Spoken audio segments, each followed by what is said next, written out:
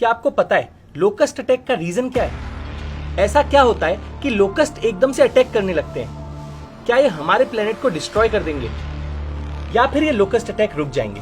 Hi, my name is अनुज रमात्री और आज मैं आपको लोकस्ट के बारे में बताऊंगा। लोकस्ट यानी टिड्डियां। ये ग्रास हॉपर की फैमिली का इंसेक्ट है जो कि डेजर्ट क्रिएचर है। But unlike grass hopper, locust दो फेजेस में एग्जिस्ट करता है। सॉलिटरी फेज जिसमें लोकस्ट मोस्टली अकेले रहते हैं, लीव्स खाते हैं, in short mostly grass hopper की ही तरह बिहेव करते हैं। बट जब ये ग्रेगेरियस फेज में आते हैं तब ये एक बड़ी प्रॉब्लम खड़ी कर देते हैं। इस फेज में लोकस्ट झुंड में इकट्ठा हो जाते हैं और वो अपनी हर चीज ट्रांसफॉर्म कर लेते हैं। Habits, behaviour and even appearance, they change their colour from green to yellow and black. Gregarious phase में ये बहुत एग्रेसिव हो जाते हैं और इसी फेज में ये अटैक भी करते हैं, जिसमें इनकी डाइट इतनी इंक्रीज हो जाती है that they can eat anything from leaves to flowers to seeds to stems and even hard things like tree bark. इसी वजह से जहां से भी गुजरते हैं सब डिस्ट्रक्ट कर देते हैं। It is been said that locust का झुंड एक दिन में 35,000 लोगों का खाना खा सकते हैं। That's huge, isn't it? इसीलिए फार्मर्स के लिए एक बहुत बड़ी प्रॉब्लम है। According to the reports, locust का झुंड एक दिन में 150 किलोमीटर तक का ट्रेवल कर सकता है with speed of 16 to 19 kilometre per hour. ये अटैक्स पहली बार नहीं हो रहे, पहले भी कई बार अलग अलग जगह पे ऐसे लोकस्ट अटैक होते आए हैं। बट इतना बड़ा अटैक इंडिया में 27 ईयर्स पहले हुआ था। बट रिसर्चर्स ऐसा मानते हैं कि इस बार के अटैक का main reason is climate change. Strange? Let me explain how. We all know that our planet is going through global warming और ग्लोबल वार्मिंग का इम्पैक्ट इंडियन ओशन पे ज्यादा आया, जिसकी वजह से अनसीजनल रेन एंड साइक्लोन बहुत फ्रीक्वेंट हो गए।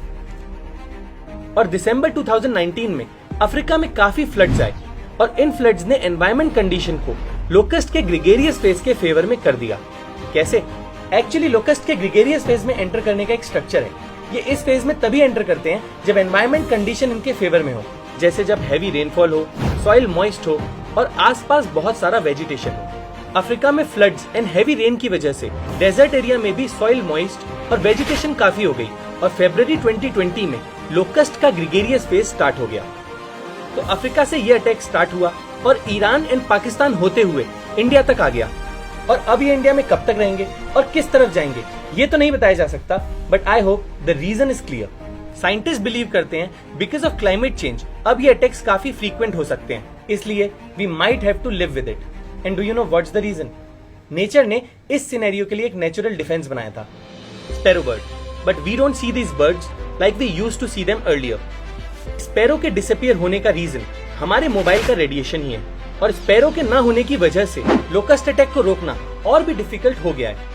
But the good part is अभी तक ऐसा कोई एविडेंस नहीं आया है कि लोकस्ट ने ह्यूमंस को कोई डायरेक्ट हार्म पहुंचाया हो।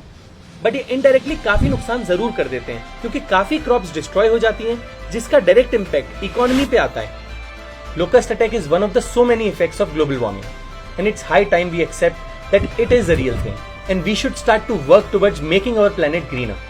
Recycle, reuse and reduce. Let's make these 3 R's part of our life and move towards sustainable living so that we don't have to face more such problems. See you next month.